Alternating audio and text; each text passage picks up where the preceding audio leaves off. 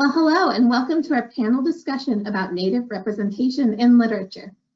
I'd like to introduce our panelists, and as I introduce them, I'm hoping that they could tell us a little bit about themselves and why they're here today, why this topic is really important.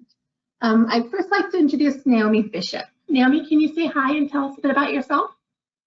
Hi, I'm Naomi Bishop. I am a health science librarian here at the University of Arizona College of Medicine, Phoenix. And I'm Akme Otham from the Gila River Indian community. Phoenix is my home. Grew up in Mesa. And I really think this topic is important because I have worked in libraries for 10 years and I have seen what we do have represented in libraries and what we don't have represented in libraries. And I am a new parent, and it really concerns me to see the representations that are there and what we need more of. And so this is why it's a great topic to discuss.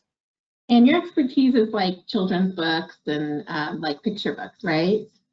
Yeah, so I've been on the American Indian Youth Literature Awards committee for a while now. And I really like to read picture books, middle grade books, YA, a lot of children's literature, because I think there's more and more being published, but it's really important to look at the quality of what's being published and who's publishing those books. That's great. Thank you so much. Byron Aspaas, can you introduce yourself? Did I pronounce your name right? Yeah, you did, Aspaas. Okay. So. Hi, my name's Byron Aspaas. I am Navajo, Dene Nishle, Tachini Nishle, Todachini Bashichin. I currently live in Colorado Springs right now, but grew up in the Four Corners area, just within the confines of the reservation up on a plateau. So, yeah, I write creative nonfiction, actually, is what I publish. And so most of my work is in creative nonfiction. And when it comes to teaching and poetry, I kind of like to tell them from a more personal stance about how to approach certain things that we're going to speak about today, kind of finessing around those issues. And so that's something that's really important to me as far as being a Native writer, Indigenous writer, so to speak. So yeah, just to, yeah, that's it. And you just had a short story published in an anthology, right? The Dene Reader? Yeah. Yes, I had a story picked up by the Dene Reader of my experience growing up on the reservation, dealing with coal mine as an effect to my family and to the land, and then it just kind of trickles down to story. So yes. And if anyone's interested, the library does have a copy of that, so you can always check it out from the library and see Byron's story in there. So thank you, Byron. And finally, we have Vina Begay, and she is one of our very own librarians here. So Vina, go ahead and introduce yourself. Hi, my name is Vina Begay, and of course, like Byron, I have to introduce myself in clans. Vina Begay Ganishek, Klash Cheat Ninchlik, Kiani Bashish Cheat, and Tabaha Dashache, Ashihi Deshanella. And I'm originally from New Mexico. I grew up in the Four Corners area. I know Byron very well too. We kind of grew up together in some way and later in our adult life. So it's really, I'm great to have him here, and also I know Naomi and the work she's done here too, so I'm very thankful that both of you are on here. I feel this is very important because this discussion should be brought up to light, because I dealt with a lot of these misrepresentation when I am as a research librarian. I deal with a lot of those, and a lot of them, people that are not familiar with Native people make those type of assumptions and ask those type of questions. And I'm often asked, you know, does Native people exist, and those type of things. So I think this is a really important topic, and that's why I'm very thankful for this and everything that we're discussing right now too. So. Awesome. Thank you all so much. So I'm just going to jump right into the deep end here. We're going to get like the hardest questions out of the way first. So like the straight to the core of our topic here, I really wanted to talk about like common themes and stereotypes that people can run across in literature. So we can talk to all three of you really about your thoughts on like maybe the shapeshifter or skinwalker trope in urban fantasy. That's really popular these days to use. Or how people misuse spirit animals sometimes. Sometimes they use it as an icebreaker question. or even like the misappropriation of your spiritual practices. So if they use like smudging as New Age spirituality or witchcraft in books, are there other common stereotypes that really bother you? Let's hear from Naomi first. Thanks for that question. That's a really great question to address. I don't get a lot of questions about this as much because my whole core is to promote books that are actually real representations of Native kids and Native youth today. But I know this is something historically in children's literature that has been written about and brought up and continues to be, you know, part of some of the themes. I do see a lot of fantasy and fiction trying to cross over into, you know, writing about different tribal communities or different tribes. And I just want to say that not every tradition and spiritual practice applies to every tribe. So like Akmea Otham Pima, I'm from here from Phoenix. And I mean, I grew up, I had neighbors that were Dene. I learned stories from them and heard stories from them about their culture. And it was very different than the stories that I grew up with in my culture. And so I think that's something that we have to understand, that each tribe has their own traditions and stories and knowledge. And if you're writing or reading about someone's spiritual beliefs or traditions, no matter what culture it is, that those are their stories and not your own. And it's not for you to share these stories. I think authors should not take spiritual or traditional beliefs and portray them as fantasy or fiction. And if you are going to read or hear about these different tribally specific, you know, stories, there is a process of permissions and cultural protocols, something that you're taught when you're very young to ask permission of when to tell these stories or who to tell these stories to or when to talk about things. And I think that's something that is often misplaced in today's world. And so I really encourage people to think about what they're reading. And a lot of times, I mean, there are stories that are true, you know, fiction, but they are bringing in cultural aspects of that. And that does bother me because if I'm reading a story that's actually a traditional story or something, I mean, I am a Christian. I was raised, you know, Presbyterian and Christian faith. There are rituals and traditions that you don't disrespect. And I think that is something that we do not understand if you're not from that community or that tribal belief. And so that is something that I think writers, readers, everyone who's consuming books, it's great to consume, but also think about, is this respectful? Is this done in the right way? And what do the people whose culture this is think about this? And I think about that a lot. Thank you. That's really good. Byron, what about you? Wow, that was a great response, Naomi. I was thinking about my own personal, I guess, connection to certain tropes and certain characters that may have come up. And I think when I first started to write, I realized that I was doing something that shouldn't be touched on, you know, such as like ma'i stories that should be only taught during certain times of the year, between first frost and first thunder. Growing up on the reservation, you know, you try to identify more with the colonized world when it comes down to it, that aspect of trying to fit in all the time, learning to kind of manipulate your voice so you can sound very educated. Those are things that we were brought up with. And when you age, I realized that you forget a lot of these teachings, and you know, you're living out in the world, outside world. And so I realized that when I was writing about certain things, I was called out for it, you know, and that was when I consider myself more like an accidental student in that sense, because I didn't grow up wanting to read or write or do what I'm doing currently. So I had a different aspect on what creating was like.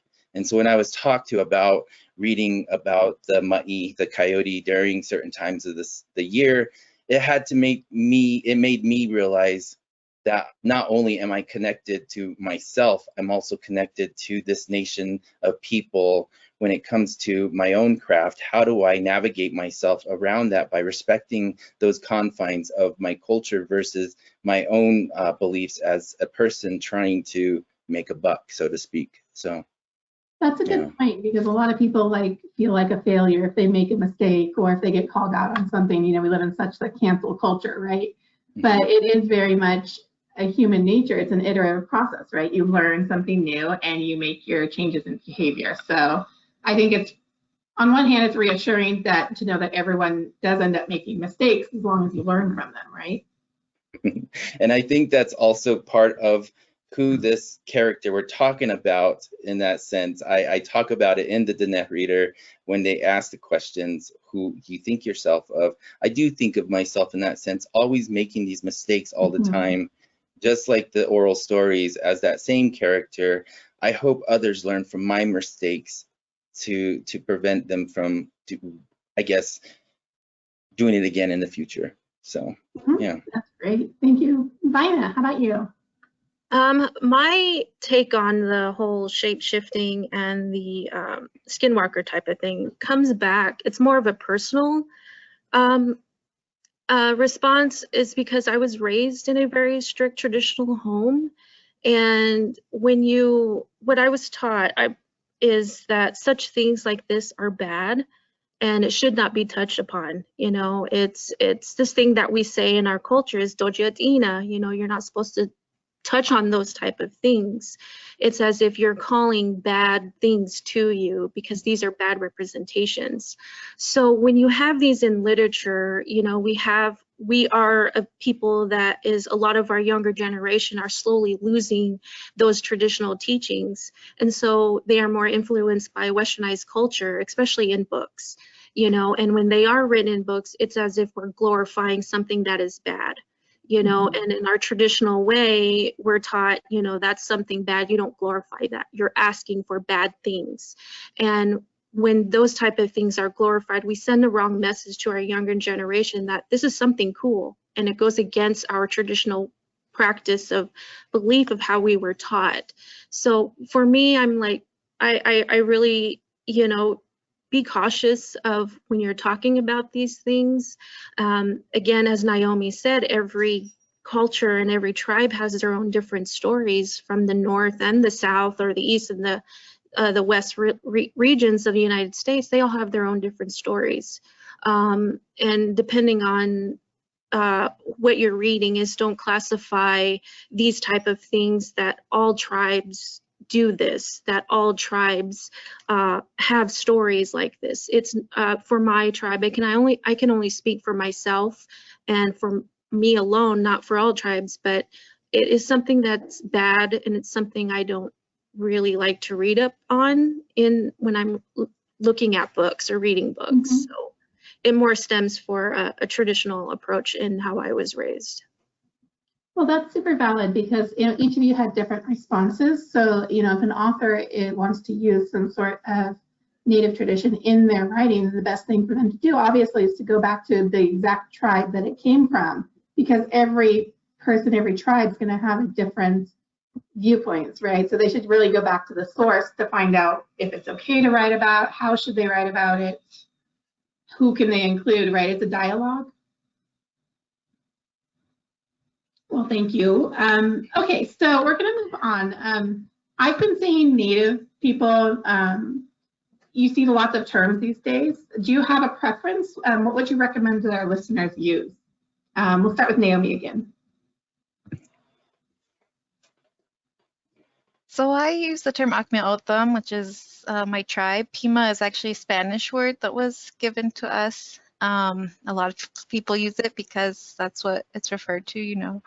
But I think tribal names are really important because people need to understand the difference between different tribal communities and different histories and different languages. But when I'm presenting or writing, I usually use the term American Indian because a lot of what I'm focusing on are folks here within the United States and tribally, you know, federally recognized tribal people. There's a lot of legal and other aspects that come to terminology, what you're referring to and what that means. And so I think it's really hard to understand the differences. If you're not Native, you don't understand what each word means. But I think when I'm writing, I really am presenting, I want people to understand, like, this is the group of people I'm talking about, and we're all different. But we all have some similar histories in, like, treaties that were drafted or reservations that were set up. And so that's kind of my preference. Byron, how about you? I grew up, knowing the term Indian, and being called out for saying Indian. It's not Indian, it's Indian. So I started to reference myself as an Indian. Learning to enunciate these words here has been my struggle with the language when it comes down to it. Eventually, I started to call myself as a Native American, but now you have people, when moving here to Colorado, I've realized that it's become territorial in that sense. And it's more of the people who are not Native, in that sense, Native American, Indian, that we're starting to say I'm a Colorado native. And so the confusion started to happen within me, because I'm like, what tribe are you? And so I realized I started to use the term Indigenous after a while. But then again, now that we have these DNA tests, you have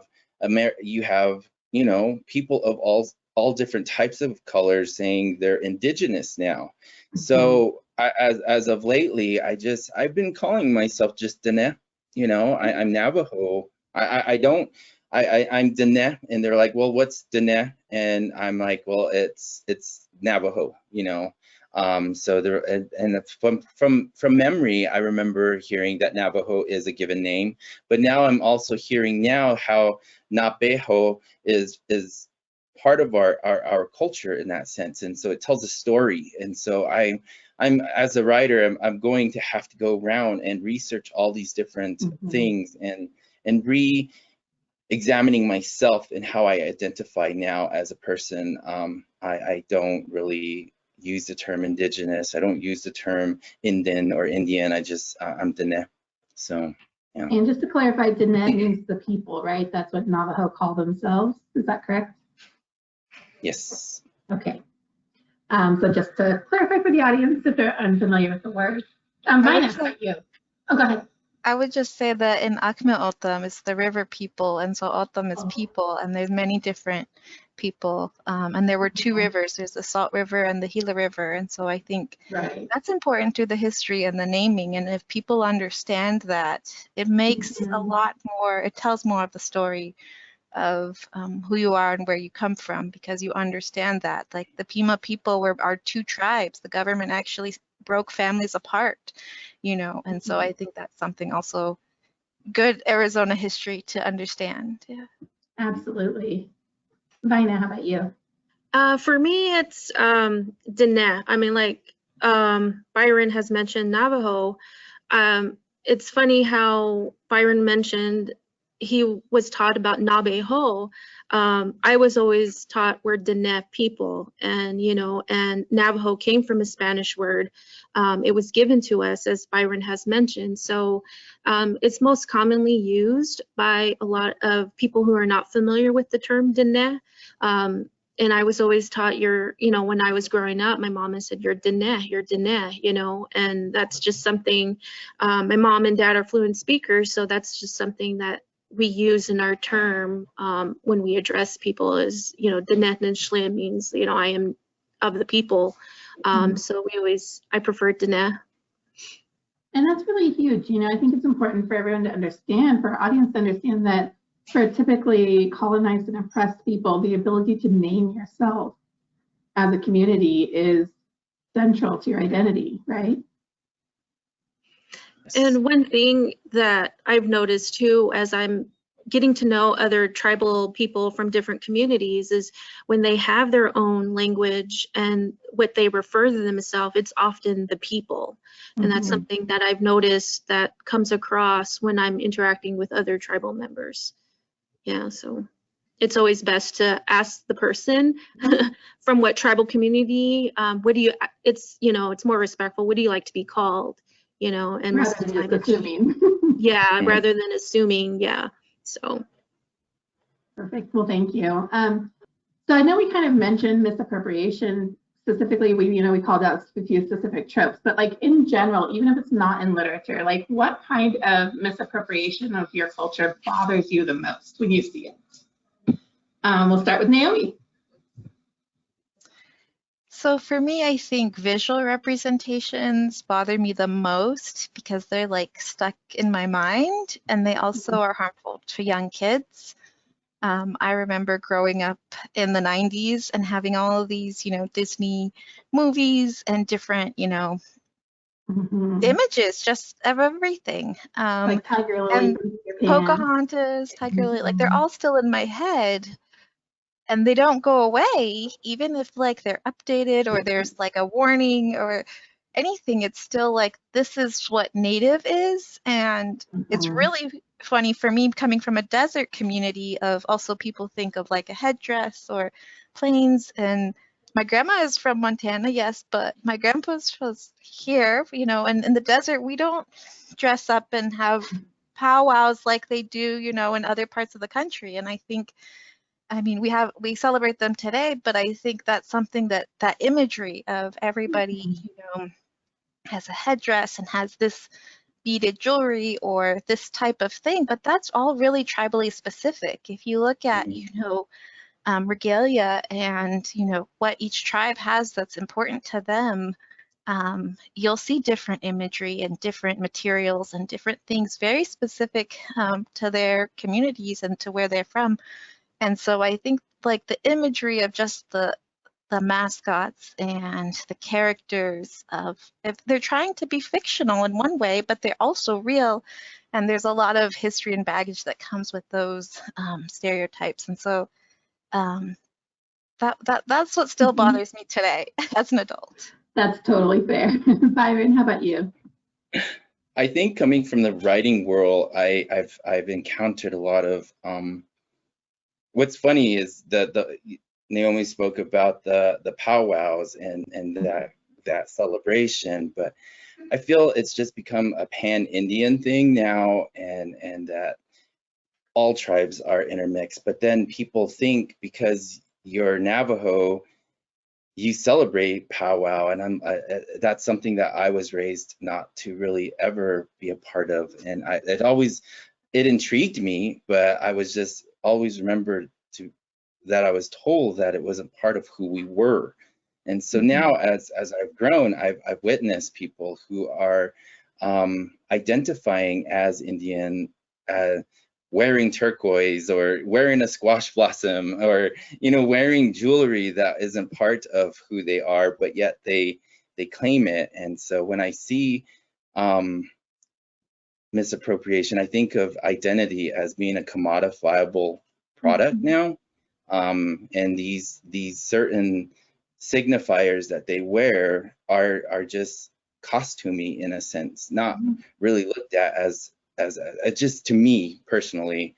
So I just feel like a lot of the misappropriation does come when a person does I don't know, I see it a lot with non-Navajo writers who are married to a Navajo, and then they tell the story of the Navajo, and it becomes their fame and fortune. Rather, it's just, I see that misappropriation happen all the time within the writing community, of the partner always banking on their partner's I guess beliefs and traditional values. So yeah, I don't know how else to say that, but yeah, social media kind of has given everyone a platform to kind of find that in communities, I feel like, in all over. So thank you. Vina, how about you? For me, a lot of it has to do with what Naomi and Byron has mentioned. it's the real generalization of putting us in one bucket, you know, that we're all one, that Native Americans are all one tribe. They're not what Naomi's tribe or my tribe or somebody else's tribe, you know. It's and then it just putting the same thing as the powwow thing, you know, that we all have different dances, and everyone assumes that all Native Americans do powwow dancing, and technically we don't, you know, we don't necessarily engage in that. For me, it stems from the mascots. Those are what the misappropriation, most importantly, is the culture, like the smudging, the sweat lodges, that is being profitized, you know, for profit. You know, I don't want to downplay or put a certain town down, like, you know, when I go to Sedona, I see crystals and I see sweat lodges, and, you know, those things, that's what really bothers me, is using those traditional type of ceremonial type of things that is misused in a profit that was never, in my culture, was never taught you're supposed to do, you know. So those are things what bothers me, and when I see them being sold on Amazon or smudge kits, and, you know, that's what bothers me the most. And in a sense, that's just another form of colonization, right? Coming in and taking your stuff, and then we have to sell it for my own profit. Yeah. Okay, so thank you all. So this question now is for Naomi and Vina as librarians. So what advice would you give for a reader who really doesn't know much about your cultures? How could they be on the lookout for stereotypes and misappropriation if they don't really know what to look for? So it's Naomi. That's a great question. I run into many books that I've read, especially YA. I'm going to just pull that out there, of publishers and writers writing about a specific group of people, let's say my tribe, for example, and the story is set in Arizona.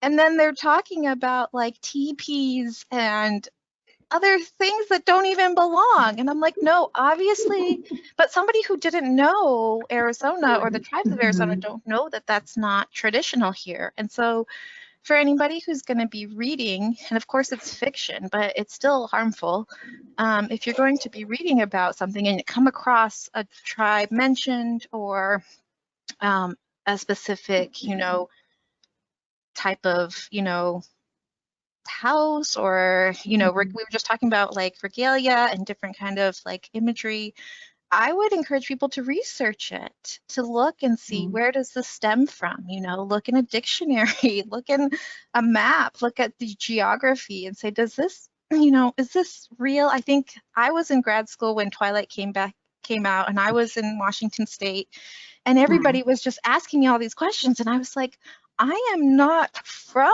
the coast or the ocean. I don't know about tribal communities here in Washington State. I would listen to the people from that place and what are they saying about it. And if they're saying that's not true and that's not right, then that's, you know, what you should listen to. And so I think that's something that, as more and more books about Natives are published than by Natives, I think it's something to really pay attention to. But also I see stuff published by Natives that are not from the community that they're writing about. This happens a lot. And I do have a problem with that too, because I don't think you can really tell the story or understand the story from that perspective. And I would rather hear the story from the people whose story it is to tell. And so a lot of, you know, I see co-authors on things, or illustrators that aren't Native illustrating Native books by Native authors, and it does bother me. And so if you don't know, I would say ask or do your research. Every tribe has a tribal website. They have information about their tribe. You can search Wikipedia and then do a fact check on Wikipedia. You can reach out to your local librarian and ask and say, hey, do you know anything about this tribe? Or I read about this. Do you know if this is true? Those are good questions to ask. And I know, being a part of the American Indian Library Association, we get so many questions in our inbox that we don't answer, but they are questions like this, people looking for answers to know if things are true that they read in a book. And it's not for us to answer those questions, it's for you to answer those questions, for you to do that research and to verify and say, this is interesting, and then really take that next step. And I mean, a lot of people will hide behind, oh, well, it was fiction, or it was just a story, it was for fun. I don't buy that, because I think you know better in this world of information. You know, and you can ask. You know, we are a very connected world. We're very connected in communities and families and places, and you can ask. And I think that's something to also understand, that every family will have different traditions and ways of life. And being, you know, I grew up in the city, and others of in my same family grew up on the reservation, you know, and people live in different places and have different viewpoints on things. And so that's really valid, and that's really something to pay attention to. But if you see that in literature, to ask those questions and to investigate and kind of try to discover an answer. And sometimes there might not be an answer. It's complicated. And that's exactly where it's good to sit with that complicated, uncomfortable, I don't know about this book sort of thing. And I've read many, I'm going to say YA because it happens a lot in young adult literature, of I'm not sure about this. And I am not going to, you know, if I can't read it from a perspective of the author is giving me their, you know, information about themselves and why they wrote this book and what this book means to them, then I really question kind of some of the what's written, even if it's, you know, fiction or fantasy or adventure or whatever it is. I think it's really important to know, you know, there is a purpose in literature, there is a purpose in writing, and think about those greater questions. That's humanities, that's understanding people, that's getting to a point, especially if you are, you know, reading stuff that especially was published a long time ago and it's still being pushed off as, you know, Native literature. I go to my local public library and I look through their catalog and I'm like, I just make all these faces, I'm sure, because I'm like, but yeah. That was very inspiring. Thank you, Naomi. Vina, how about you? For me, it's when Naomi was talking about teepees in Arizona, it brought me back to a time when I was working in Crazy Horse Memorial in South Dakota years ago. I had a lady that came out to me. For some reason, you know, they thought Vina's Navajo, she's in the Southwest, we'll put her in the Southwest jewelry. So they put me in the Southwest jewelry, and I had this lady customer come up to me and she was like, I need your opinion. I have I'm trying to build a Southwest theme in my house, and you know, with totem poles, what kind of totem poles would you recommend? I have like a buffalo rawhide, and I'm looking at her, and she's like, I have some teepees and image some photos of teepees, and I paused for a minute. I was this young girl, like, what? You know, and I stopped her for a minute, and I said, ma'am, I said, I'm sorry, but teepees and totem poles are not Southwest. I go, in the Southwest, we have hogans for the Navajo people. There's also Pueblo dwelling, you know, for Pueblos. And she was like, stumbled, like, really? She was going off the textbooks of what Hollywood has fictionized as Native people, that we all live in teepees and we all wear buckskins and headdresses and things like that. So I had to that was my first encounter of educating. And ironically, that whole job itself was, you know, was a kind of an eye opener. I was this little res girl that came up to another res close to the res in, you know, South Dakota, and I had an older lady coming up to me, and she asked me, she's like, is there real Native, is there real Native Americans that work here? And I looked at her, is there full-blooded? And I looked at her and I said, you're actually talking to one. And she was like totally shocked, and like she never seen any, and she's like, can I have your autograph, can I have your name?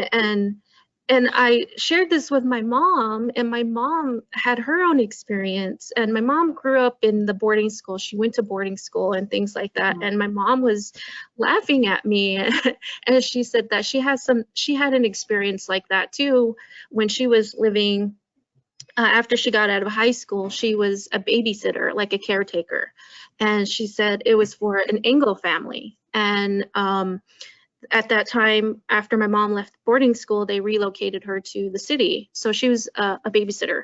And so she had this little kid, Anglo kid, that would come up to her and bring his friends over and her friends and saying, I have a real Navajo, a real Indian in my house, you know, and it was this little kid.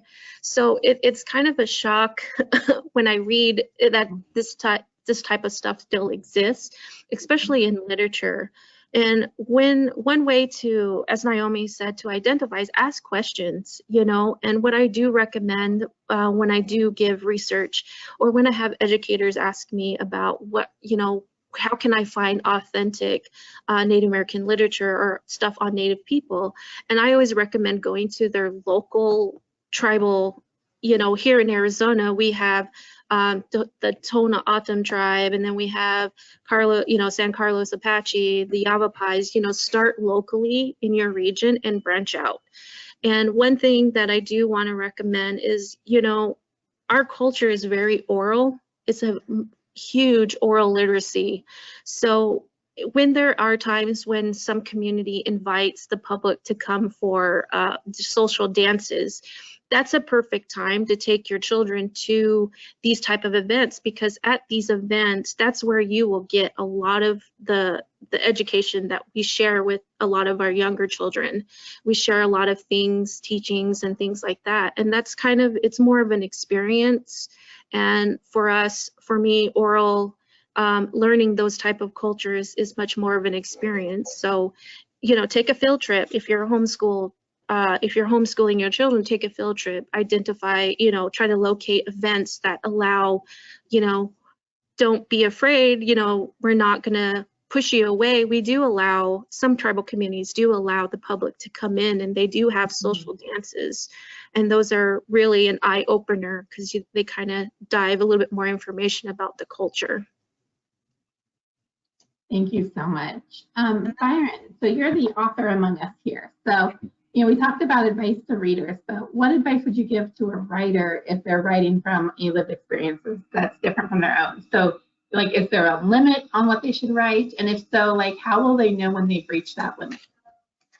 I think Naomi touched on it a little bit when she was talking about fiction writers, you know, crossing territory into other tribal nations where they're writing about that from a personal experience. And those are some of the things that I've come across as far as being a writer, is how much story can you tell? You know, when it comes to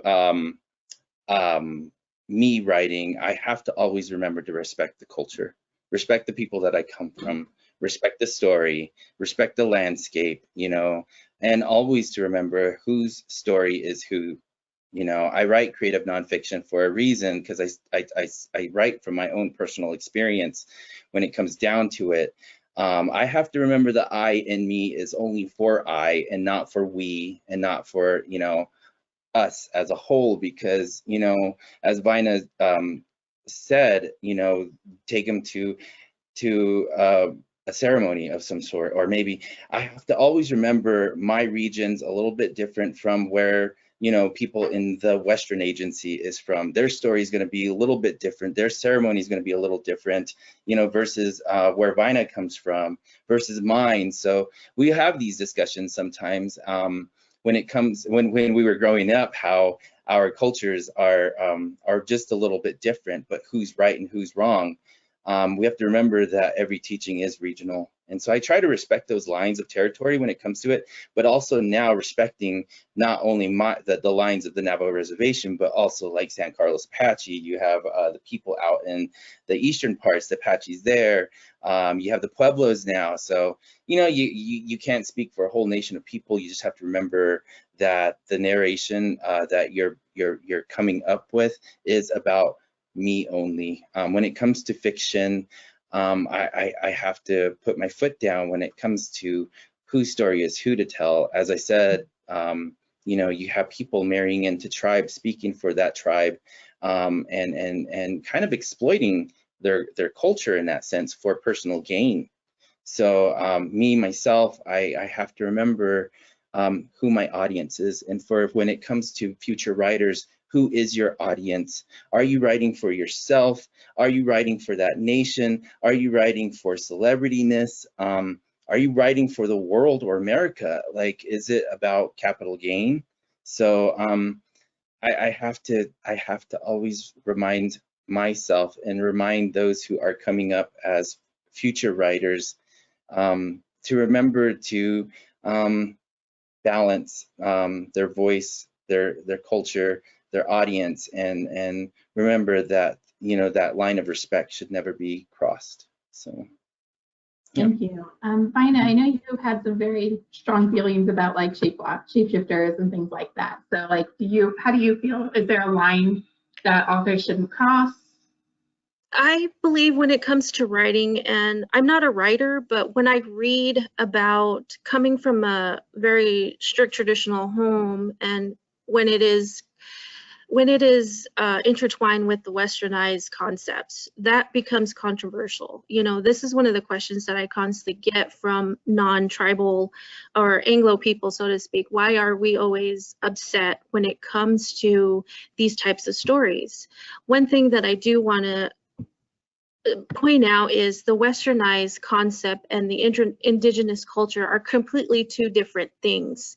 It's as if it's like oil and vinegar, or, you know, where it doesn't blend together, and that's where it gets tricky. When it comes to Native culture, there's a fine line that crosses when you're intertwining both worlds. We were taught to respect everything. We're taught to respect our clothing. We're taught to respect these stories, the people before us, you know, the animals, the insects were here before us. There's a reason why we talk about we only tell stories in the winter. There's a reason why we have respect for our clothing and how we conduct ourselves. It boils down to respect. Everything is intertwined in the indigenous culture. Everything is connected, whereas the westernized world is more segregated. They like to put labels on things and separate things. For me growing up and being brought up in a traditional setting, everything is intertwined. The language is intertwined, the land is intertwined. So that's where it gets controversial, because we're taught to respect these things and we're taught not to. So when it starts to get integrated and written in stories, it starts to be a form of disrespect in some way. So that's kind of where I fall on. You have to be careful on those grounds. And I believe if it's not your culture, don't write about it. If you're not from that community, don't write about it. You know, I see that quite a bit. I do see some natives write from a different, you know, about a different culture. And so the general rule is, for me, is just, if it's not your culture or you're not from that community, don't write about it. I will have more respect if you talk about your experience with an individual rather than acting as if you are that indigenous person from that community. It creates that it just falsifies the narrative, you know, it's not authentic.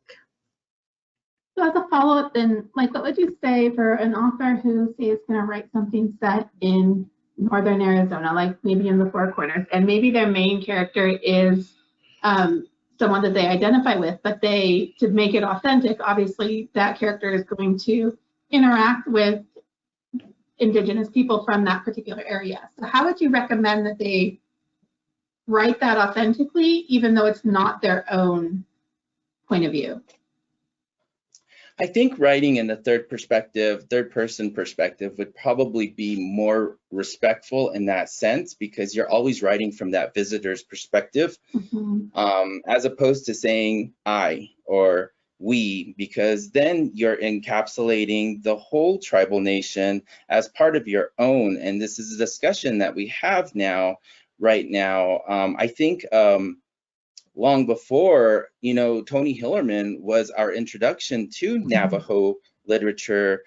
being a part of Native Lit. And so, you know, him writing from that personal perspective of I kind of give it just, you know, I know Navajos get so happy when Navajo or Diné is like, you know, kind of part of a production. And, you know, it just elevated Tony Hillerman to the status of where he was adopted by Navajos, I believe. And so, you know, I think now that we have people like Naomi and like Vina and myself who are now questioning whose story is it, we have to, you know, we have to redefine what Native Lit is. And we're doing that slowly, and we're allowing ourselves to voice our own stories versus the people speaking for us now.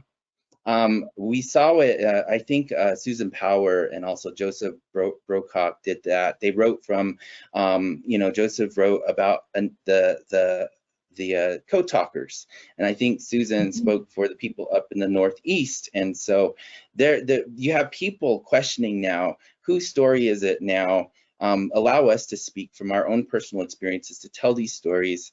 Yeah, I think about all of that as I write. Yeah, so there was another part there, the misappropriation. There's people right now currently who are still doing it. I know a person who identifies with 3 tribes, but yet she has no connection to those tribes.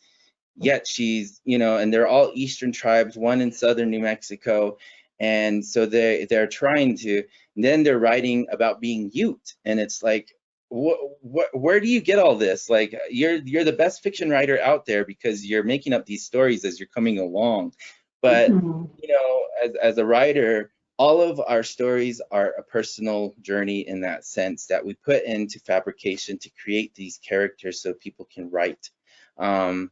Yeah, I try to stay out of other people's narrations when it comes to their own tribe. If I do write about someone else's tribe, I write it from a visitor's perspective.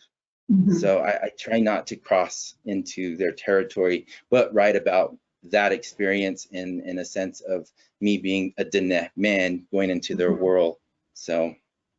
Yeah. And that goes back to everything that you said before, right? As an author, if you're inserting, you know, the author is the visitor, but you can still do your research. If you're going to have a Native or Indigenous person as a third person in your book, you will talk to someone from that particular tribe in that particular area, right? You can still do your due diligence and research as an author in a respectful way to make sure that, to give the people that chance to say, no, don't do that. Don't talk about that.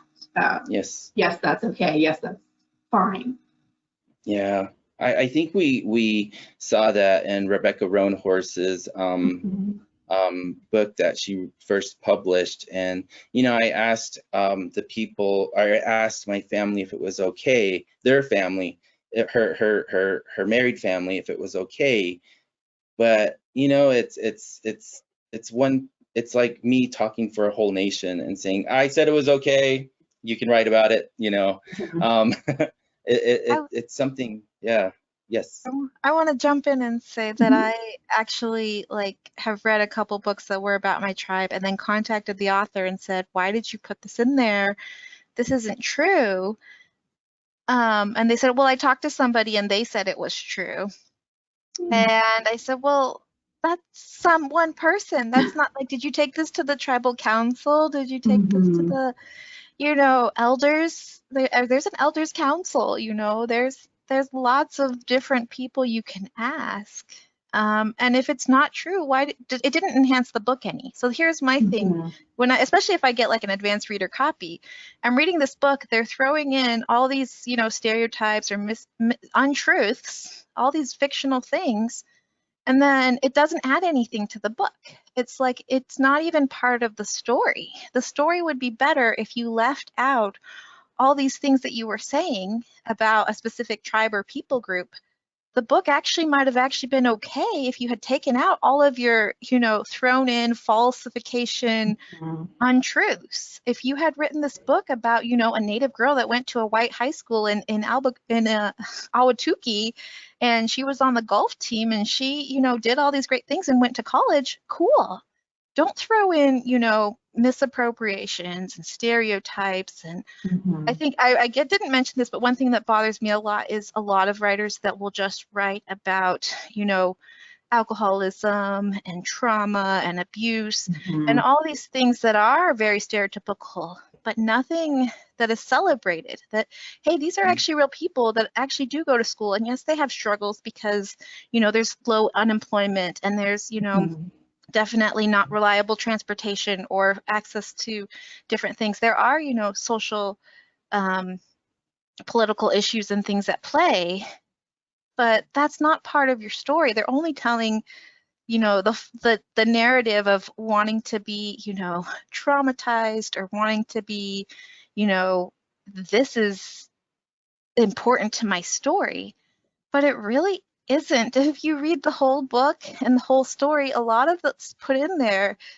I feel like should be taken out, because if it was taken out, then I would actually have like a better narrative. And so that's just my beef of when I really read books and critique books, if they're fiction, but they're throwing in all these untruths about a person or a character or a group of people. And they don't need that. It doesn't need that to enhance the story. The story could just be about any character. It doesn't even have to be Native. It could just be, a character that grew up in the city and did all these things and had to go back and forth to the reservation. Okay, but don't throw in a bunch of, clearly, grass dancing and things that I'm like, this is not in Phoenix. This is Phoenix. Like, are you talking about like my people? Are you talking about like other people and other tribes that actually, participate in these things? And so it's really wild sometimes, the things that you'll read. Romances, fan fiction and fantasy, it's wild. Thank you. Did you have something else to add? Well, I was going to say research your author, then you can see if it's going to be a reliable narrator versus a non-reliable narrator. I look at that now, the narration, as far as who's writing about whose story, does that make the journey of this person, this narrator, an unreliable source now? So yeah. I do want to add, it's kind of hard to, as Native people, to really say what to look for in terms of what's really the authentic voice to a non-tribal person, because we know when we read it, it's we know this isn't authentic. We know this person is not from this tribe, because I guess you could say it's like an inter-community type of thing that we just know. So in response to that, one of the things that I constantly get from when it comes to people wanting to know about our culture is they always start with the ceremonies. They always start with, the prayers and things like that. But what I can tell you is anybody who's brought up in a traditional way writers will never write about those type of ceremonials in detail. And Rebecca Roanhorse, Byron had mentioned that. I was offended by that book, because it deals with my tribe, and I don't recommend it. I mean, I read that book probably midway, and I was just disgusted. I was like, okay, I'm going to try to make it to the middle. Or which of her books is this? The Trail of the Lightning, okay. Rebecca Roanhorse. Yeah. I'm not trying to just ruin her writing career, but she's not of that tribal community, and there's a lot of reference in that material that's related to our ceremonial stuff, and it just puts it in a context that to me, I was offended by it, because it was in a way that it made my culture of what I was raised fictionize, that it's a fantasy, that your culture isn't real. And that's kind of what I was offended by it. I was taught to respect all of these things. And so when it's written in a form like that, it was a huge blow to me and a disrespect. So I tried to read through at least 1/4 of the book, I started reading. I was like, no, no, no. And the whole time I was like shaking my head, no, no, you know, and I tried to force myself to read middle way, and I just couldn't give in, and I just thought I couldn't finish the book. So that's one thing that I do want people to understand is we'll never write our ceremonial stories. Those are only given within our community and shared within our community. Writers will tend to write reference to that, but they will not put it into detail.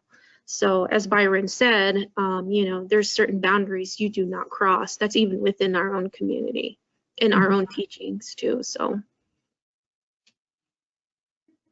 That's great. And thank you all for being so open and honest. I know these can be really hard topics, right? Because they're very personal. And you know, you face them every single day. You know, like Vina said, people might stop you on the street and say, hey, I have a question for you. And you're like, I'm really just going to the store, guys. Thanks. But, you know, I just don't have the emotional capacity right now. But so thank you so much for doing this. So final question, just to kind of wrap it all up. Since we're talking about literature and books, the last final advice that you might give, like parents who are looking for books for their children, or what's your favorite book by a Native or Indigenous author that you really, really recommend our audience go and check out? Naomi, let's start with you. So I have a lot of advice about children's literature. You can check out the American Indian Youth Literature Awards. Online, just Google it. You can also read a blog from Debbie Reese. It's called American Indians and Children's Literature. It's a great blog that discusses books and topics, both books that should not belong on your shelves and books that maybe you should buy and are recommended. Also, I just recommend parents and families talk about what they're seeing. If there are things that come up, I mean, I've checked out books from the library, looked at them. It's about, you know, Thanksgiving or a holiday or something. And I'm like, why did I check this out? But then I'm able to point to it and talk to my kid about it and say, hey, you know, this is not right. This is not, you know, appropriate, and kind of talk about what's wrong in those pictures and what this isn't the true story. And, you know, this is something we should report. We should tell the library, you know, maybe this isn't the greatest book to have on the shelf, because there's a lot of books that just haven't been checked out in a long time that maybe need to be evaluated. So evaluate your collections. I know there's a lot of older books that just continue to be published. A lot of even Curious George and Clifford and famous stuff that's published that still has lots of misappropriations and stereotypes in it. That you should pay attention to as a parent. A couple of my favorite books I have here. So I have Apple in the Middle from Don Quigley, middle YA, if you haven't read. I have Hearts Unbroken, Cynthia Leidy Smith, which is a YA. And then I have I Can Make This Promise, Christine Day. These are all recent 2020 American Indian Youth Literature Award books. And I love them all because they have female Native characters that are contemporary. And like the experiences that the characters had in those books are experiences that I had as a kid or as a young adult, going to high school and just living my life with my family. And so, and learning a lot about my culture. And so that's why I really love those books. If you haven't read them, check them out at your local library. Thank you. Byron, how about you? I really love the Twilight series. No, I'm kidding. No, I know that I shouldn't. Ceremony is something that I kind of go back to when it comes to an author. And, you know, Leslie Marmon Silko did a no-no by talking about a little too much about her culture. When we talk about these ceremonies that we shouldn't be writing about, I feel like she got in trouble for that, and by her people for kind of exploiting a little too much. But the language inside it, though, however, is so beautiful and so poetic that you just fall into this dreamlike state for me. And it's something that I always go back to as far as finding that prose voice, that poetic nature, and kind of just embrace her as a person to look up to when it comes to writing. You know, she wrote Almanac of the Dead, which is a very epic novel, and it's something that she wrote that took her 10 years to write, you know, but she tells the future, and it's just amazing what she does with story and how this was written in the 80s, so she predicts the future of the 90s, and it's just fascinating how she came about it. I look to poetry a lot as far as looking for the when it comes to natives and comes to Indigenous writers, people who speak their language know that our language is poetic when transcribed into English already. Everything is verb-based, everything has that beauty about it, you know, and so I feel like poetry is kind of a given when it comes to us because we're able to convey that in English using that beauty, so to speak. Layli Long Soldier is one of my favorites that I really cling to. She is Lakota, and she writes this whole narrative based on documentation and treaties, and does they call it bound poetry is what it is. So she's taking words out of the documents of the treaty to create this beauty out of ugly. And so she really makes me look at language, sounds of language, and digging into those emotions. Natalie Diaz is another person who will, that she can describe an apple in multiple ways. You know, she'll seduce you with an apple. She does this thing, she's Mojave, and she's just an amazing poet. You have Sherwin Bitsui and Jennifer Forrester and Paige Buffington, who are all these great poets that are there. So if anything, if you want to, I don't know, indigenize your bookshelf, look up poets that are of indigeneity. They just their words are beautiful. So Thank you. Vina, how about you? For me, it's been a lot of children's literature. I've been tailoring a lot to that lately, only because when I was a kid, I never had any of these. So it's like me and like being a kid all over again when I read these books. One of the ones that I recently read was the book from Christine Day, The Sea in the Winter. What I really loved about that book was she had that positive twist. You know, she really focused on the positive. Everyone seems to write about, as Naomi, about those stereotypes that we're, you know, being drunk, dealing with alcoholism. That seems to be something that's written across all the time in Native American literature, the trauma and things like that. For me, Christine Day really focused more on the positivity side of it, staying away from that. That's kind of what I really enjoyed. And then the other one is two books. The other one is Vine Deloria. I got to give it to him all the time. We have God is Red. I grew up on that one when I first was introduced to Native American literature years ago. I was introduced to Leslie Marmon Silko, Joel Harjo.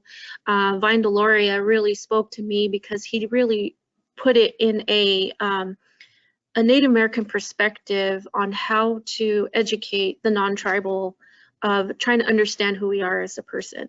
Another person that also really targeted that area too was Anton Traer, the one that wrote Everything You Need to Know About a Native American, an Indian, but Afraid to Ask.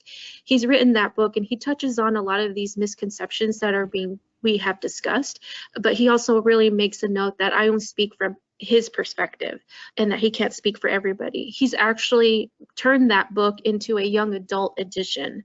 So that's going to be coming out shortly too. And the other one too that I really like is Eric Gransworth's Apple. This one, there's very few books for Native young men. You know, there's a lot of material for women, but not for men, you know, and oftentimes that's we also need to focus on our Native boys. I have two boys, and so them having those experiences and sharing those experiences is really important for them too. So I see a lot of books written for younger women. So, you know, I do recommend writing more, seeing more about younger men, targeted for men, our Native men, boys and stuff. So thank you so much, all of you. You know, this is an ongoing conversation, and it's one of the great things about the world we live in today is that it's becoming more and more talked about, right? You'll see it on blogs, you'll see some really nuanced conversations, but then you also see things like maybe Book Riot will put out a blog like the 10 best books written by Native authors, and then they just do exactly what you don't like, right? They'll just include anyone as long, you know, as long as they're Native, right? And it doesn't matter. So, you know, on the one hand, yes, these conversations are being had, but on the other hand, we live in the fake news world, right? So our audience really has to look at who's putting the information out. You know, they have to look at, is it accurate? Is there an agenda? Does this person know what they're talking about? You know, does it kind of just seem right? If it doesn't, there's plenty of people to ask. You can ask your librarians. You can ask, you know, if you live near a reservation, you can find out, like Naomi said, if there are tribal elders or a council, or, you know, if there's some way, you know, I know Navajo, they have a website. There are, you know, there's like libraries, there's plenty of ways and avenues that you can get information. Are there anything last that you wanted to chat about before we sign off the webinar? the one thing that I also want to mention is most of the tribes are creating museums. So there's a lot of the place, you know, you could take your kids there is to the museums. A lot of tribal communities are developing tribal museums to tell their story. So that's where you would also get a lot of authentic to know about a particular tribal community. Excellent point. I would say Google your authors if you want to learn more or know more about them and see what you find. There's a lot of information out there. Use your information skills to kind of do your own research and see who are these authors, what are they writing, and what are people saying about their writing. A lot of books get reviewed and they're not reviewed from a Native perspective, so also pay attention to that.